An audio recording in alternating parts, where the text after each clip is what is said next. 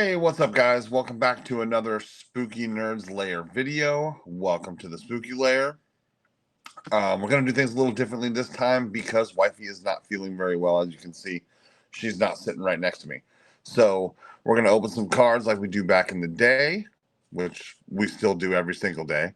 And then we're going to talk about a movie that I absolutely love to watch this season. Honestly, I probably watch it about once every couple of months just because it's one of my all-time favorites. And that movie is... That's right, Event Horizon. Probably the best space horror movie, and people will want to fight me in the comments for this. I'm okay with that. Let's talk about why it's better than Alien. Let's talk about why it's better than Sphere or Dead Space. True story, I'm actually watching it on monitor 2 over here right now because that's how we do it in the Spooky Lair. We're going to watch horror movies while we talk about horror movies. So let's see what we've got. We've got a few packs of the new Magic set. Duskmorn House of Horror. Kind of fits the old horror theme for Spooky Month. But, okay, let's talk Event Horizon. So, if you haven't seen it, now's your chance to pop over to Paramount. I believe that's the only place it is streaming right now. Which is always lame because we like to find movies that are on Tubi, so anybody and everybody can absolutely watch them. But anyway, here we go. Let's see what we've got in this first Magic set. So the movie starts out with a team of rescue technicians heading on a special space mission to recover the ship and crew of a aircraft that has sent a distress message after X amount of years. I don't remember how many years it actually was. Come to find out that this ship is been vilified as, some sort of big military space disaster, yada yada. So naturally, they all take off. You've got your lovely. There's a foil for you. You've got Sam Neill, who is absolutely incredible in this, and I wanted to set up a photo. So just how far he dove into this. We're talking just after Jurassic Park. And here's a very disturbing photo for you. So kids beware. Yeah. Where we're going, we won't need eyes to see. So anyway, they get there. They finally get to the ship and they're checking everything out. And they're not finding any life forms on board, but the scanners are going off like crazy. So naturally, they're going to just go ahead and dive right in and see what they can find, right? And everything seems cool at first, and they're kind of exploring the ship and checking things out, and we're right along there for the ride.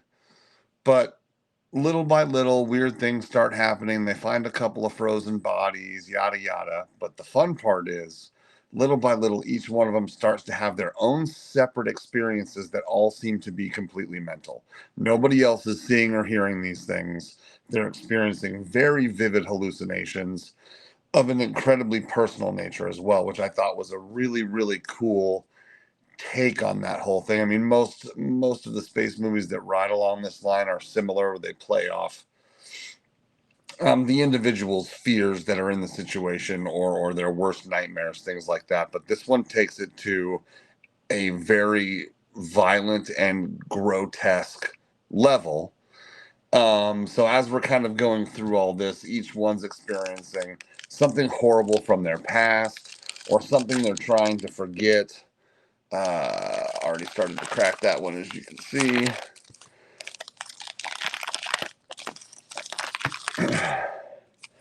So each one is being affected just slightly differently than everybody else. We're going to take 4 from the front here and move those straight to the back because we like to wait on our cool cards.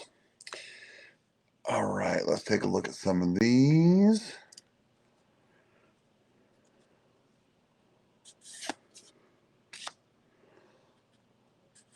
Very, very cool. Ooh, Unholy Heat. That is a extremely cool card. Gotta love a mythic. So, as each one of these crew members is experiencing their own separate level of hell, they've been working this entire time to kind of de-scramble some sort of message that was left by the past crew. And when you hear it, it's incredibly eerie, just sitting as is. But then as they start to run it through filters and things like that, it just gets even creepier. It's basically a warning that they're screwed. Things are not going to end up well for them on the ship at all, and they should probably find a way to get the hell out of there.